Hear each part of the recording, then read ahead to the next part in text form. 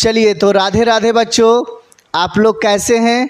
उम्मीद करते हैं कि आप लोग एकदम बढ़िया होंगे और आपका पढ़ाई लिखाई लगातार चल रहा होगा। जैसा कि केमिस्ट्री अभी प्रेजेंट में केमिस्ट्री का क्लास चल रहा है और केमिस्ट्री में पहला चैप्टर हमने करवाया और आज जो है दूसरा चैप्टर का दूसरा वीडियो है ना, यानी पहला जो है अम्ल भास और लवण, अम्ल और भास और क्या है लवण, यानी अम्ल को इंग्लिश में एसिड कहते हैं, भास को इंग्लिश में बेस कहते हैं और लवण को इंग्लिश में साल्ट कहते हैं। ठीक है, यानी यह जो चैप्टर पहला बताए थे बेहद प्यार आप लोग को मिला है ना। और ये सेकेंड पार्ट आज जो है इसका क्या सेकेंड पार्ट बेहतरीन ढंग से बताने का प्रयास करेंगे। तो चलिए शुरू करते हैं।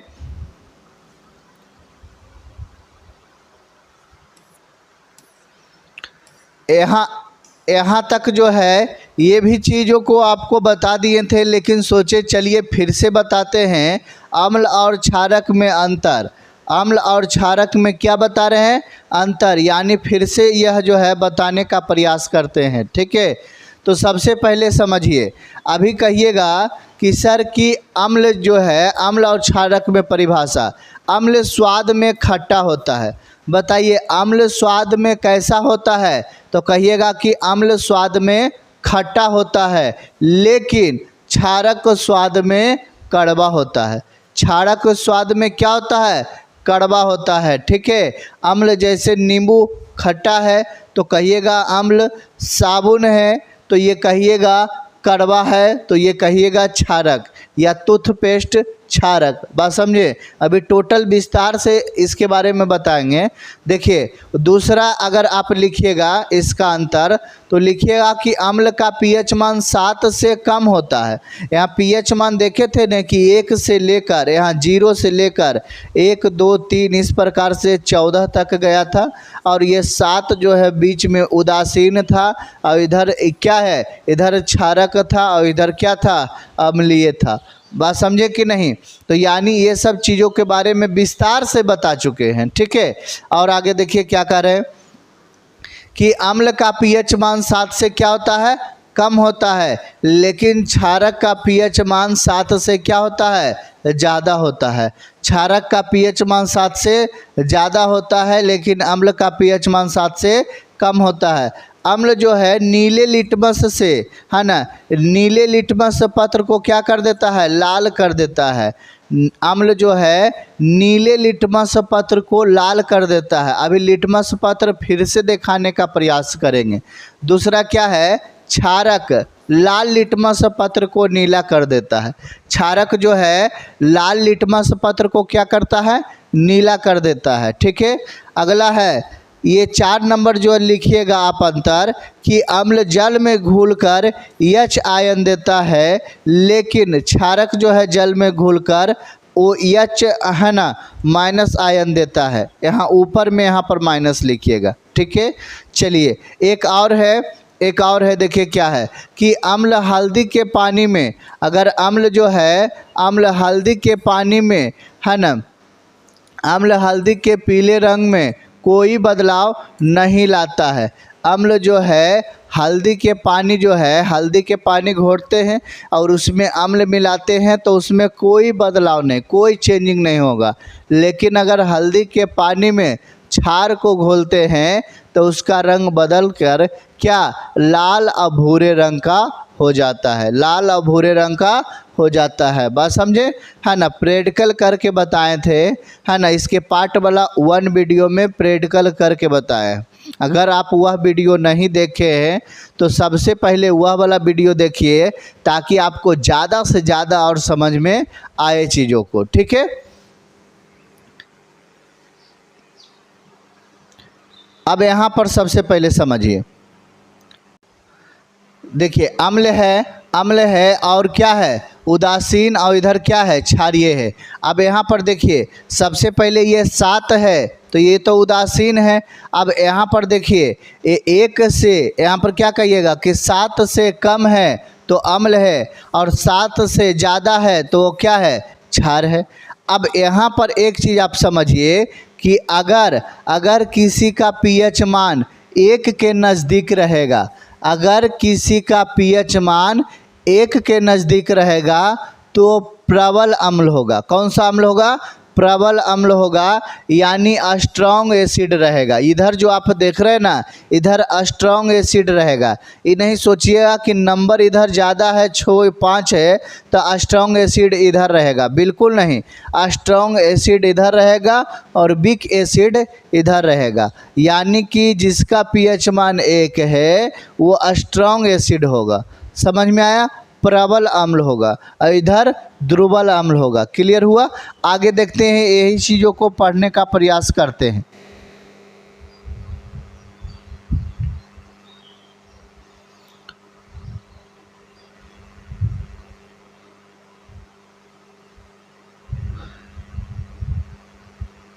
देखिए यहाँ पर क्या लिखा गया है ना, कि अगर पीएच मान 1 के नज़दीक होगा तो अम्ल प्रबल होगा, यानी स्ट्रॉन्ग एसिड रहेगा।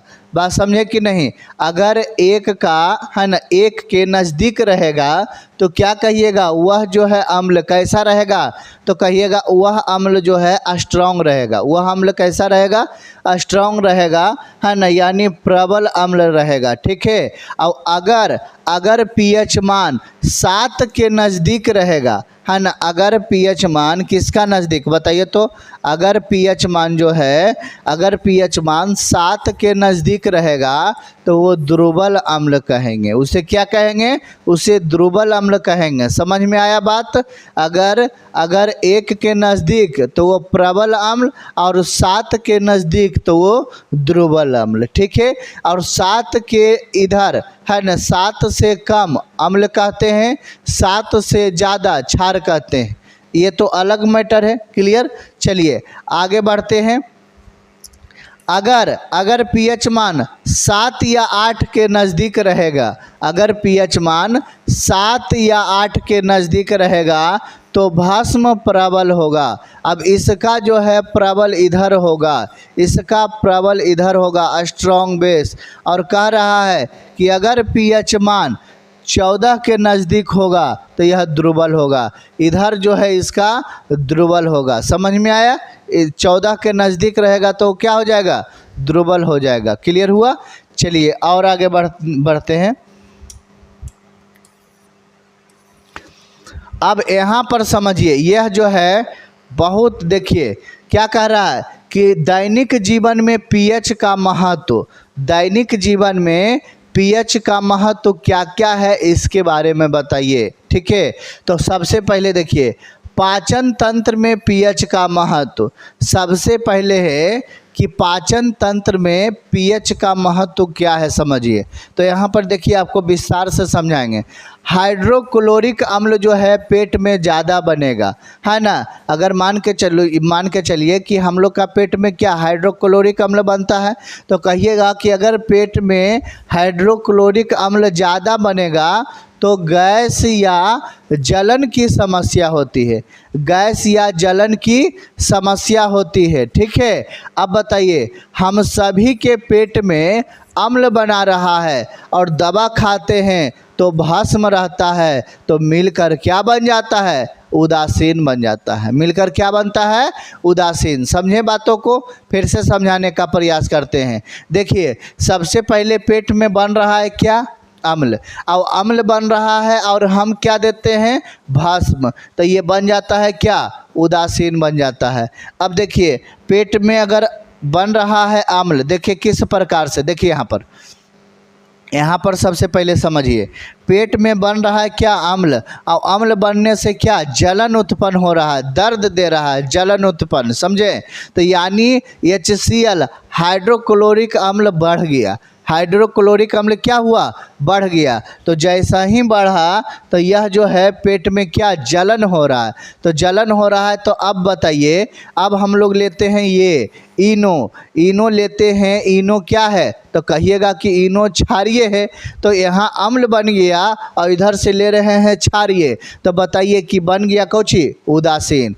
जब इधर से अम्ल और इधर से क्षार, तो बन गया क्या? उदासीन बन गया। तो खाना जो है पच जाएगा, HCl जो है कम जाएगा। बात समझे कि नहीं, है ना। HCl की मात्रा जो है वो क्या हो जाएगा, कम जाएगा। तो समझ में आया, ये चीज़ समझ में आया। या दवा भी खाते हैं, है ना, या दवा भी खाते हैं, पेंडिस जिंटेक ये सब खाते हैं, तो उसमें भी क्या चीज़ रहता है, क्षार की मात्रा रहता है। तो जब क्षार की मात्रा रहता है तो बताइए यहाँ पर यह जो क्षार की मात्रा जैसी लेते हैं तो पेट में बन रहा है अम्ल, और अम्ल बन रहा है यानी कि HCl, और वो HCl बढ़ गया है, अम्ल की मात्रा बढ़ गया है, तो उसे जो है दवा जैसे ही खाएंगे तो वो चल जाएगा क्षार, तो बना देगा उदासीन। समझ में आया आपको। चलिए, हाँ ठीक, चलिए आगे दूसरा देखिए। एक एक बातों को आप बढ़िया से विस्तार से आपको समझाने का प्रयास करते हैं। आप चीज़ों को समझिए, है ना, आप चीज़ों को समझिए सबसे पहले कि क्या सर बताने के लिए जा रहे हैं। एक एक चैप्टर, एक एक टॉपिक एकदम बारीकी से बता रहे हैं, तो आप घर बैठे आराम से पढ़ सकते हैं। सभी विषयों की तैयारी जो है आराम से कर सकते हैं इस चैनल पर, ठीक है। और नोट्स भी लेना है तो ज़्यादा तो कॉस्टली है नहीं, एकदम कम कॉस्टली में आप टोटल नोट्स ले सकते हैं। किस नंबर पर, 7903811309। आप इस पर जो है ना, व्हाट्सअप ग्रुप में पहले सबसे पहले इस पर मैसेज करिए, व्हाट्सअप ग्रुप में जोड़ेंगे।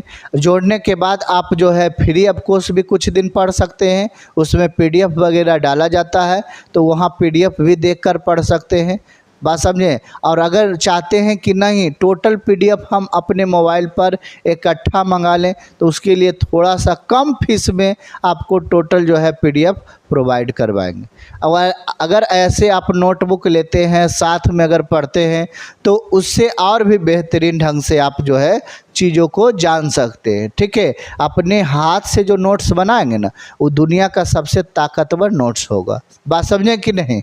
चलिए अब यहाँ पर देखिए क्या कह रहा है कि pH जो है, pH परिवर्तन के कारण दांतों पर प्रभाव, pH परिवर्तन के कारण दांतों पर भी प्रभाव होता है। अब यहाँ पर समझिए, मुंह में बन रहा है क्या, जैसे मुंह में कहिएगा बैक्टीरिया की मात्रा है। अब बैक्टीरिया जैसे ही है, अब मीठा चीज़ हम कुछ खाते हैं तो बैक्टीरिया प्लस मीठा मिलकर क्या बन जाता है, तो अम्ल बन जाता है। क्या बनता है, अम्ल। अब उसको क्या चाहिए, तो उसको चाहिए क्षार। उसको क्या चाहिए, क्षार। तो क्षार में हम लोग लेते हैं टूथपेस्ट लेते हैं या दतमन लेते हैं। दतमन भी किस में ज़्यादा क्षारीय की मात्रा है, तो कहिएगा नीम के दतमन में। किस में, नीम के दतमन में क्षार की मात्रा सबसे ज़्यादा है ना।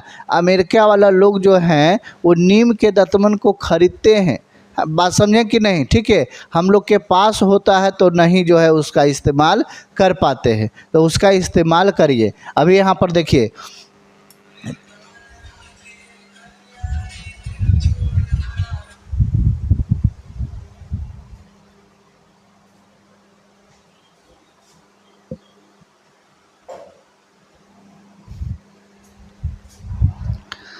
चलिए तो यहाँ पर देखिए क्या लिखे हैं कि मुंह में बैक्टीरिया होता है, और अगर आप कुछ मीठा खाते हैं तो मुंह में बैक्टीरिया के साथ साथ मीठा मिलता है तो अम्ल बन जाता है। क्या बन जाता है, अम्ल बन जाता है। इसीलिए अम्ल को दूर करने के लिए टूथपेस्ट या नीम के दातुन का सहारा लेते हैं, ताकि उदासीन बन जाए।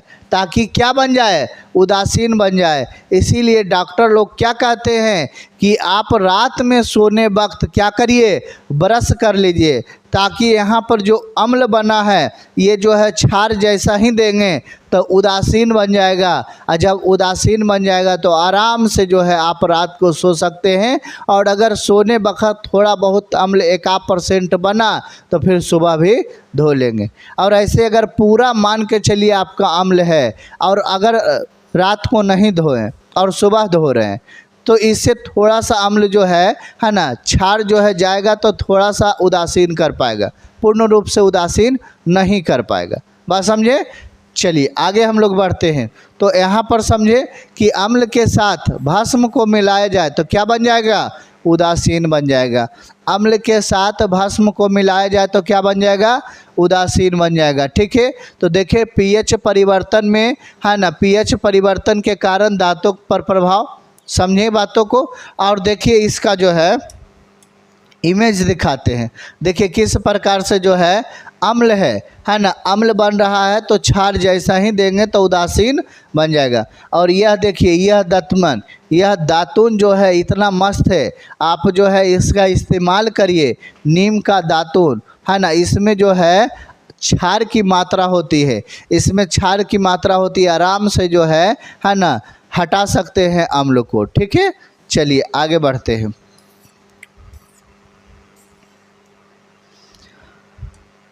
आगे देखिए क्या कर रहा है कि ज़्यादा शारीरिक मेहनत करने पर शरीर में अम्ल की मात्रा बढ़ जाती है। ज़्यादा शारीरिक मेहनत, ज़्यादा आप शारीरिक मेहनत कोई काम अगर आप कर रहे हैं ना तो उससे भी अम्ल की मात्रा क्या होता है? बढ़ जाता है। अब यहाँ पर समझिए कि देखिए कितना जो है यहाँ गर्दन में क्या हो जाता है? अम्ल की मात्रा बढ़ जाएगा। यहाँ देखिए कुदार से क्या कर रहे हैं? तो कुदार से कोई चीज़ कोड़ रहे हैं तो इसमें अम्ल की मात्रा बढ़ जाएगा। यहाँ पर देखिए अम्ल की मात्रा बढ़ जाएगा, यानी अम्ल की मात्रा बढ़ जाएगा। इस प्रकार से हमेशा करना तो अम्ल की मात्रा बढ़ जाएगा। तो अब उसको क्षार का दवाई खाना पड़ेगा। बात समझे कि नहीं? और क्षार का दवाई जैसे ही खाएगा तो हो जाएगा उदासीन। क्या हो जाएगा? उदासीन, यानी तबीयत ठीक। बात समझे कि नहीं? यानी दर्द देने लगेगा। क्या देने लगेगा? दर्द देने लगेगा। समझ गए? चलिए आगे बढ़ते हैं। तो देख रहे हैं कि पीएच मान का जो है दैनिक जीवन में क्या क्या उपयोग है। अगला देखिए कितना भयंकर चीज़ बता रहे हैं। अम्ल के प्रयोग से बर्तनों में लगे दाग धब्बे को दूर करता है। ठीक है, अब यहाँ पर देखिए यह बर्तन है, अब इसमें जो है अम्ल की मात्रा बढ़ गया है, यानी इतना जल गया है। अब बताइए कि यहाँ पर अम्ल की मात्रा बढ़ गया है। समझिए अम्ल की मात्रा बढ़ गया है। इसको देंगे हम कौची? उदासीन। कौची देंगे? उदासीन। तब बताइए इस पर कोई प्रभाव पड़ेगा? नहीं पड़ेगा। बात समझे? यानी कि अम्ल तो है इसमें, और उदासीन यानी पानी से खाली इसको क्या करेंगे? धोते रहेंगे। तो बताइए ये क्लियर होगा? नहीं हो पाएगा, क्लीन नहीं हो पाएगा। समझे? तो क्लीन नहीं हो पाएगा तो इसको क्या देना चाहिए? तो इसे भस्म देना चाहिए। क्या देना चाहिए?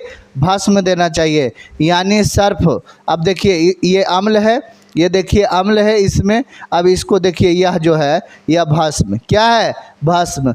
सरफ से क्या करेंगे? तो सरफ से इसे है ना जैसा ही भस्म देंगे तो अम्ल और भस्म के साथ मिलेगा है ना, तो क्या बना देगा? उदासीन बना देगा। तो बर्तन क्या हो जाएगा? चकचक हो जाएगा। बात समझे? इससे भी होता है। और एक स्पेशल जो है बर्तन मांजने वाला जो है ना साबुन रहता है, उससे भी हो जाता है। ठीक है, चलिए अब यहाँ गोईठा दिए हैं। अच्छा गोईठा से क्या होता है? तो गोईठा इसलिए दिए हैं, इसका बानी आप देखे हैं, बानी से भी बर्तन को साफ किया जाता है।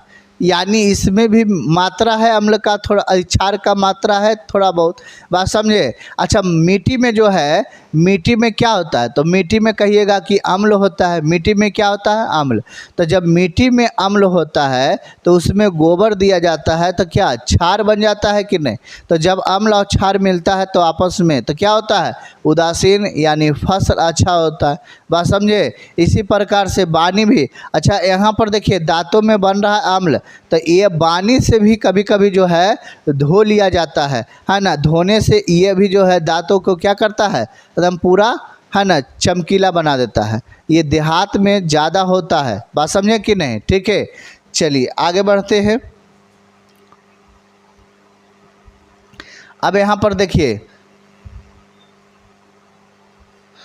ये सब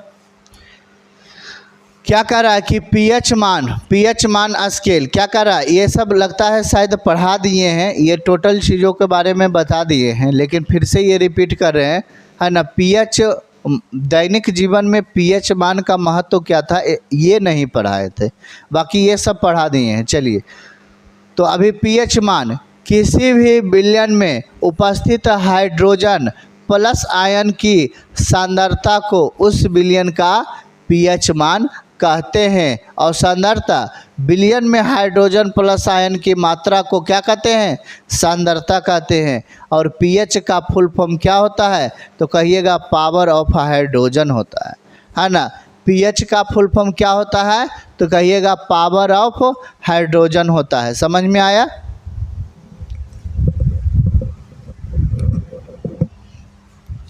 चलिए आगे बढ़ते हैं।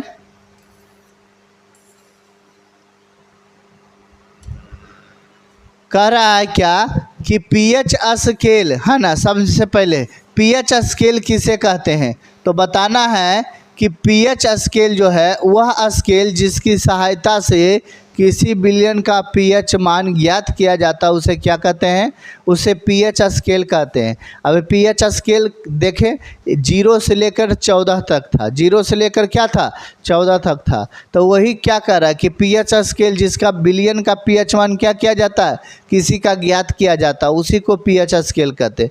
और पीएच स्केल का खोज कौन किए थे, तो सोरेनसन है ना, सोरेनसन ने किए थे। ये 1909 ईस्वी में किए थे। यह भी बातों को आप याद रखिएगा कि इसका खोज किसने किए थे और कब किए थे। ठीक है, चलिए आगे हम लोग बढ़ते हैं। पीएच स्केल का परास क्या होता है, पीएच स्केल का परास क्या होता है, कहिएगा यह एक ऐसा परास होता है जिसमें पीएच मान के आधार पर इसे 3 भागों में बांटा गया है। और 3 भाग जो है यहाँ नहीं लिखे हैं है ना, 3 भाग जो है इसके नीचे लिखे हैं, अभी हम बताएंगे। सबसे पहले यहाँ पर देखिए क्या बता रहे हैं कि कुछ पदार्थ का पीएच मान आप देखिए और 3 भाग अभी बताएंगे। सबसे पहले देखिए, अगर कहिएगा कि आमाशय रस का पीएच मान कितना होता है, तो कहिएगा 1 पॉइंट होता है, माने 1.0 यानी 1 होता है। आमाशय रस का पीएच मान कितना होता है, 1 होता है। नींबू रस का पीएच मान 2.5 होता है। ये याद रखिएगा, नींबू वाला प्रश्न में ज़्यादा पूछा जाता है। सिरका का पीएच मान 3 होता है। टमाटर रस का पीएच मान 4.1 होता है। पसीना का पीएच मान 4.5 होता है। अम्लीय वर्षा का पीएच मान 5.6 होता है। मूत्र का पीएच मान 6 होता है। दूध का पीएच मान 6.5 होता है। शुद्ध जल का पीएच मान 7 होता है। यहाँ देखिए यह उदासीन है, ये क्या है, उदासीन है। शुद्ध जल का पीएच मान 7 होता है और नमक का पीएच मान 7 होता है और सोडियम क्लोराइड का पीएच मान 7 होता है। यानी ये क्या है, तो कहिएगा उदासीन है। क्या है, उदासीन है। ठीक है, और ये इधर जो देख रहे हैं इधर सब क्या है, तो अम्लीय है। अम्लीय कैसे है, तो कहिएगा कि ये 7 से कम है। ये सभी जो है अभी पीएच स्केल पर देखे थे, यहाँ 0 से लेकर 14 तक था और बीच में उदासीन था 7। तो ये 7 से कम सब क्या है, अम्लीय है, और 7 से ज़्यादा सब क्या है, क्षारीय है। बात समझ में आया। चलिए अब यहाँ पर देखिए, आंसू का पीएच मान 7.3 है और खून का पीएच मान 7.4 है। पित्त का पीएच मान 7.5 से 8.8 तक। चूना जल का पीएच मान 11। अंडा या टूथपेस्ट का पीएच मान कितना है, 8। समुद्री जल का पीएच मान 8 पॉइंट कितना है, 5। और भी कुछ का पीएच मान है। देखिए शराब का पीएच मान 2.8 होता है। मानव लार यानी सलाइवा का पीएच मान 6.4 होता है। चाय का पीएच मान 5.5 होता है। कॉफ़ी का पीएच मान 5.5 होता है और लास्ट में एक बियर का पीएच मान 4.5 होता है। यह जो है पीएच मान काफ़ी महत्वपूर्ण है, आप इसे याद करिए। ठीक है, चलिए आगे बढ़ते हैं। अगला प्रश्न है, अगला प्रश्न क्या है कि अम्ल वर्षा क्या है, तो कहिएगा जब वर्षा के जल का पीएच मान 5.6 से कम होता है तो उसे अम्ल वर्षा कहते हैं। कितना, 5.6 से अगर कम रहे, 5.6 से अगर कम रहे तो उसे क्या कहते हैं, उसे अम्ल वर्षा कहते हैं। ठीक है, अगला देखिए, तनुकरण किसे कहते हैं, ये सब बता दिए थे। जब जल में या क्षारक को, है ना, जल में या क्षारक को मिलाते हैं तो उसके जो है आयन सांद्रता के प्रति इकाई आयतन में कमी हो जाती है। इस क्रिया को ही क्या कहते हैं? तनुकरण कहा जाता है। इस क्रिया को क्या कहा जाता है? तनुकरण कहा जाता है। क्लियर हुआ? चलिए आगे समझते हैं बातों को। अगला क्या कर रहा है? अगला कर रहा है कि कुछ प्राकृतिक क्षार में जिनमें उपस्थित अम्लों के नाम जो है ना, इस प्रकार से लिखा गया है। यह वाला चीज़ों को विस्तार से याद करिएगा, ठीक है। चलिए, तो यहाँ पर क्या दिया हुआ है कि सिरका में होता है एसिटिक अम्ल, संतरा नींबू में होता है ना क्या? सिट्रिक अम्ल, टमाटर में होता है ऑक्सैलिक अम्ल, इमली में होता है टार्टिक अम्ल, खट्टा दूध या खट्टा दही में होता है लैक्टिक अम्ल, चींटी का डंक में होता है फॉर्मिक अम्ल या मिथेनोइक अम्ल, ठीक है। और ये जो है फॉर्मिक अम्ल और मिथेनोइक अम्ल जो होता है, ये चींटी के डंक में भी, नेटक का पौधा में भी होता है। नेटक का पौधा जो है एकदम कांटा नियन चुभता है। कैसा? कांटा नियन चुभता है ना। इसका दिखाते हैं, देखिए, है ना, इस प्रकार से यह पत्ता में इतना कांटा होता है, इतना कांटा होता है कि चुभने के बाद एकदम लगता है ना, सभी जगह इसका कांटा होता है, सभी जगह कांटा होता है। वह समझे कि नहीं? चलिए, मधुमक्खी का डंक में भी फॉर्मिक अम्ल, मिथेनोइक अम्ल होते हैं। सेब में देखिए, सेब में मैलिक अम्ल होते हैं। मक्खन में ब्यूट्रिक अम्ल होते हैं। अमाशय रस में जो है हाइड्रोक्लोरिक अम्ल होते हैं, HCl, है ना। और HCl और किस में होते हैं? तो जठर रस में भी होते हैं। जठर रस में और अमाशय में क्या होते हैं? HCl होते हैं। चाय में टैनिक अम्ल होते हैं। बिच्छू के डंक में क्या होते हैं? तो बिच्छू के डंक में फॉर्मिक अम्ल होते हैं, ठीक है। अब यहाँ से देखिए,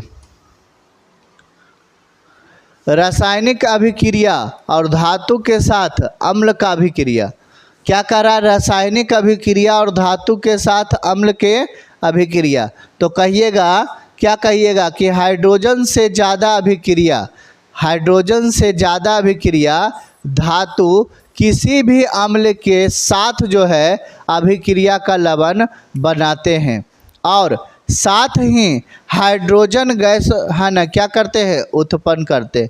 साथ ही हाइड्रोजन गैस उत्पन्न करते हैं। साथ ही क्या करते हैं? हाइड्रोजन गैस उत्पन्न करते हैं, समझे?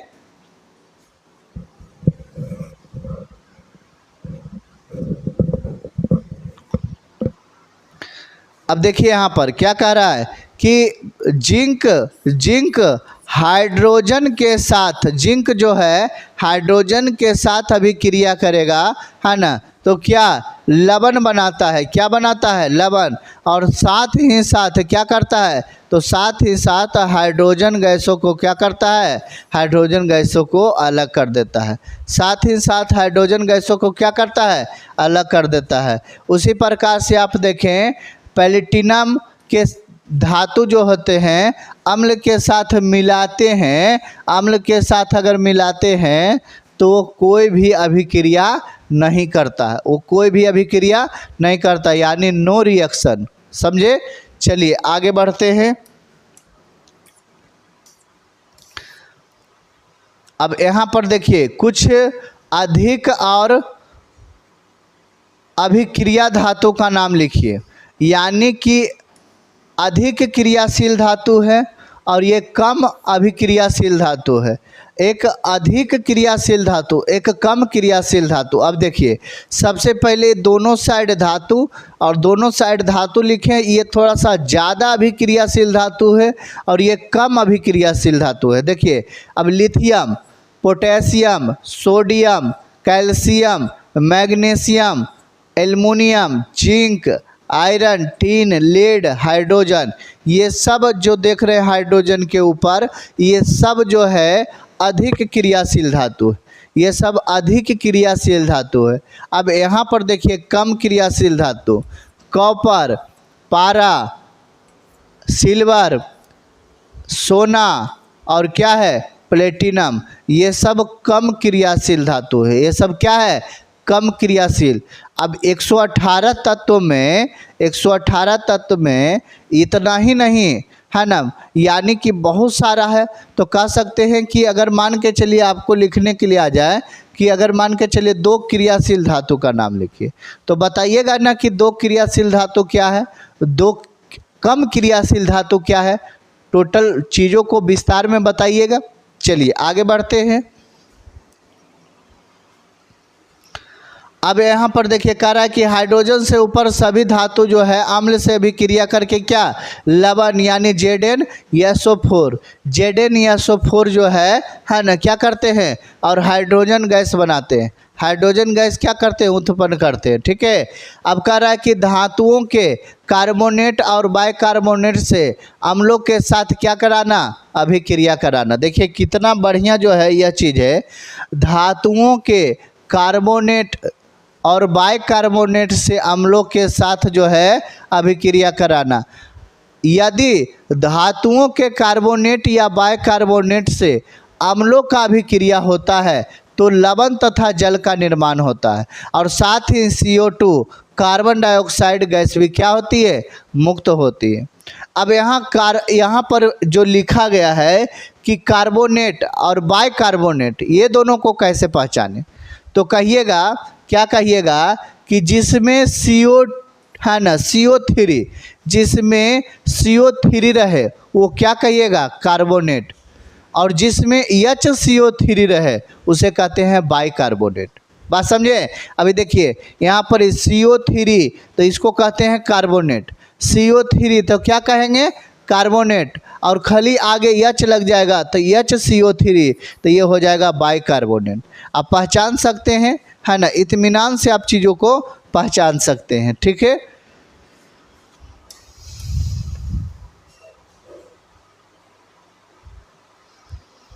अब पहचान सकते हैं तो बताइए, ZnCO3 क्या है, ZnCO3 क्या कहिएगा, तो Zn यानी जिंक और CO3 कार्बोनेट। अभी बताएं कि CO3 क्या कहिएगा, कार्बोनेट, तो Zn हो गया जिंक और CO3 हो गया कार्बोनेट, तो दोनों मिल गया तो हो गया जिंक कार्बोनेट। क्या बन गया, जिंक कार्बोनेट। बात समझे कि नहीं, जिंक कार्बोनेट समझ गए।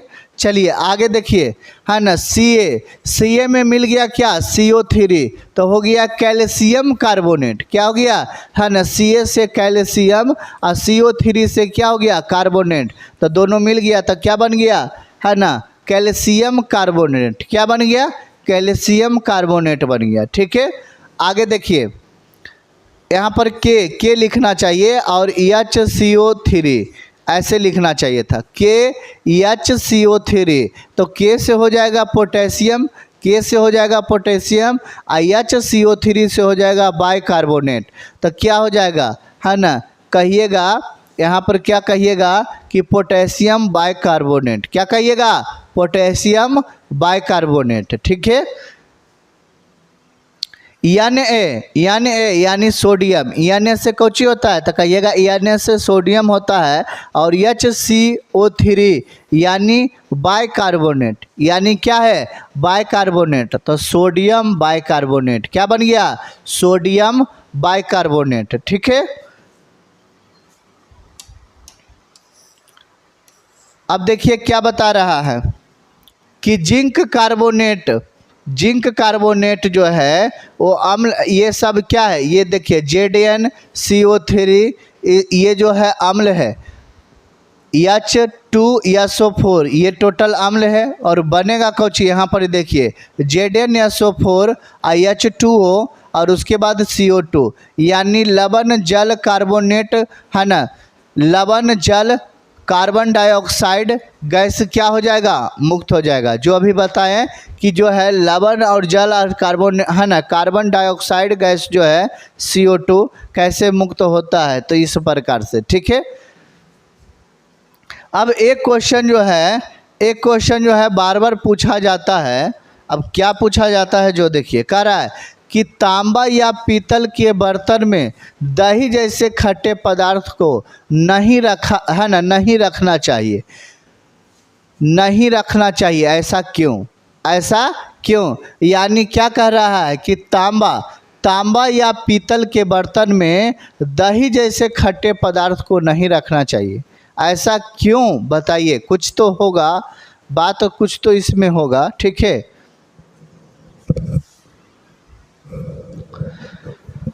तो यहाँ पर देखिए सबसे पहले क्या बताने का प्रयास किए हैं कि दही या खट्टे पदार्थ में अम्ल पाए जाते हैं। सबसे पहले दही या खट्टे पदार्थ में क्या पाए जाते हैं?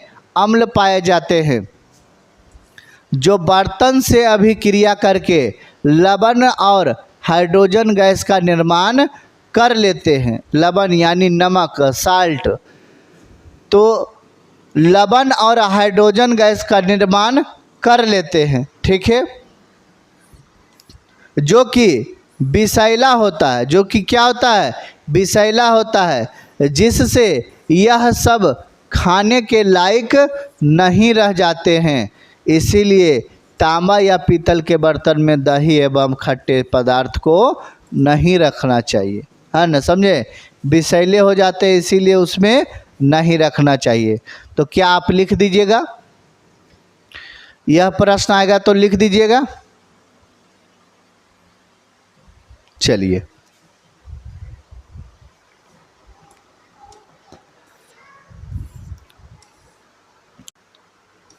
उदासीनीकरण अभिक्रिया किसे कहते हैं? उदासीनीकरण अभिक्रिया किसे कहते हैं? यदि अम्ल के साथ किसी क्षार की अभिक्रिया होती है, यदि अम्ल के साथ किसी क्षार की अभिक्रिया होती है तो लवण जल का निर्माण होता है, उसे उदासीनीकरण अभिक्रिया कहते हैं। देखिए लवण और जल का जो है निर्माण कैसे हो रहा है, जो देखिए लवण और जल का निर्माण कैसे हो रहा है। देखिए क्या लिखा गया है कि यदि जो है अम्ल के साथ, यदि अम्ल के साथ यानी खट्टा पदार्थ है, यदि अम्ल के साथ किसी क्षार को मिलाया जाए, किसी क्षार यानी NaOH, किसी क्षार को मिलाया जाए तो वो क्या? लवण जल का निर्माण होता है, यानी NaCl लवण और प्लस H2O, है ना, H2 जल, और उदासीन जो है उदासीनीकरण होता है। तो उसे क्या कहते हैं? उदासीनीकरण अभिक्रिया कहते हैं। उसे क्या कहते हैं? उदासीनीकरण अभिक्रिया कहते हैं। समझे? यहाँ तक समझ गए बातों को? अब जो है यहाँ से जो है लवण वाला जो चैप्टर है ना, सॉरी, लवण जो टॉपिक है, अब यह जो है अगले वीडियो में बताएंगे। तो 3 पार्ट में यह वीडियो आपका क्या हो जाएगा? समाप्त हो जाएगा। पार्ट 1, पार्ट 2 और पार्ट 3 फिर जो है ऑब्जेक्टिव प्रश्न बताएंगे, यह भी चैप्टर कंप्लीट हो जाएगा। तो यहाँ अम्ल और क्षार कंप्लीट हुआ, और लवण यानी साल्ट को, है ना, साल्ट जो है उसको विस्तार से पढ़ेंगे अगले वीडियो में, ठीक है। यह वीडियो कैसा लगा एक लाइक कर ज़रूर बताइए। नोट्स के लिए 7903811309 पर आप संपर्क कर सकते हैं नोट्स के लिए, ठीक है। और अगर आप खुद से नोट्स बनाना चाहते हैं तो जो पढ़ाते हैं आप उसे ही, है ना, नोटबुक लेकर साथ में चलिए, तो एकदम बढ़िया नोट्स बुक, है ना, नोट बनेगा। चलिए फिर मिलते हैं नेक्स्ट वीडियो में। जय हिंद, जय भारत।